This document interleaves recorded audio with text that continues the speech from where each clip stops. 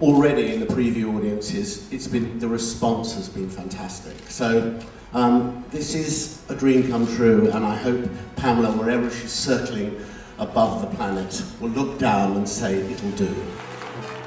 So, darling, was it worth the wait? It was worth the wait and more.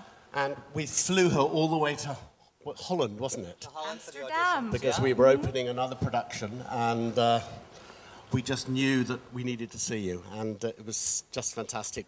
You bowled the whole team over, and we've all come here to put you into the show, and we're just thrilled at the amazing reception you've had. Thank you.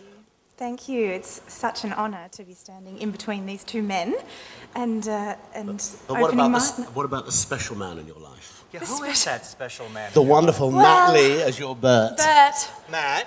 What can I say?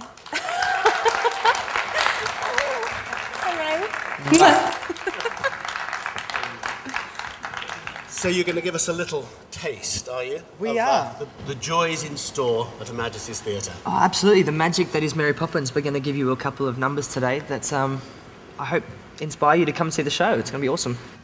What about supercalifragilisticexpialidocious? Well, how did that just pop into your head? Oh, no.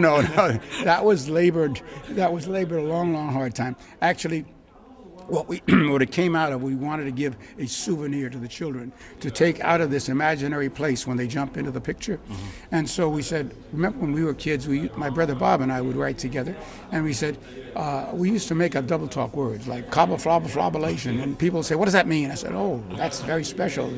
We wouldn't tell. And so we said, we'll give a word like that. The kids will be very proud of the fact that they got this special word. So we did do that. With supercalifragilistic. It started with the idea we wanted super colossal and obnoxious.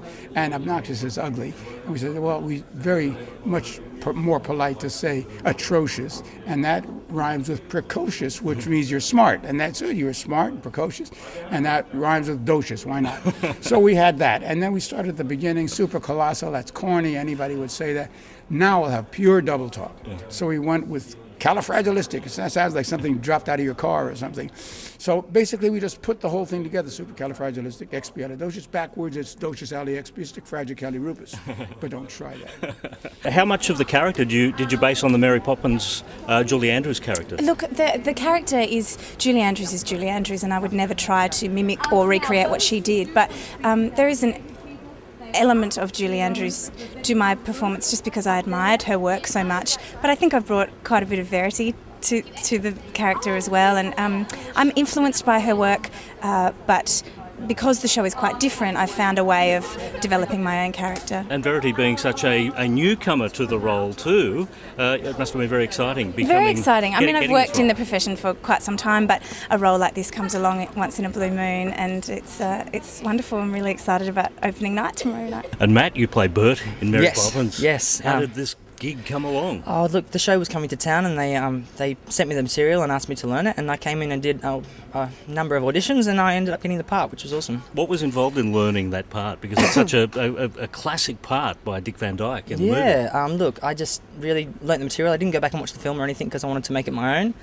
So I think it's an all singing, all dancing, cheeky chap. So I just did what I did. So, Richard, tell us, what was the first song you wrote? The first song I wrote for Mary Poppins? Yeah. Oh, let me think. I think perhaps it was when we read the story about the lady who sold the breadcrumbs in front of St. Paul's Cathedral. That was very inspiring to us. We thought, this is so beautiful. It's not just about breadcrumbs. It's about symbolism. It means it doesn't take much to give love, to be kind, to be thoughtful. Tuppence is very little. And so that was, I think, one of the first early songs we did, that one, and I believe another one was Jolly Holiday, because we wanted to set a style, an English music hall style for the stories, because basically the books were written in the 30s, and we wanted to tell the story that it took place in the Edwardian England era, which would be 1900, 1910, right around there. And so that's what we did as a style setter. And those are a couple of the early songs, and some of the songs that are not in the play that were in the show. I think Uncle Albert floats around in the air, and we had a song called I Love to Laugh that was in the movie. So those are some of the early ones. And what year did you start this?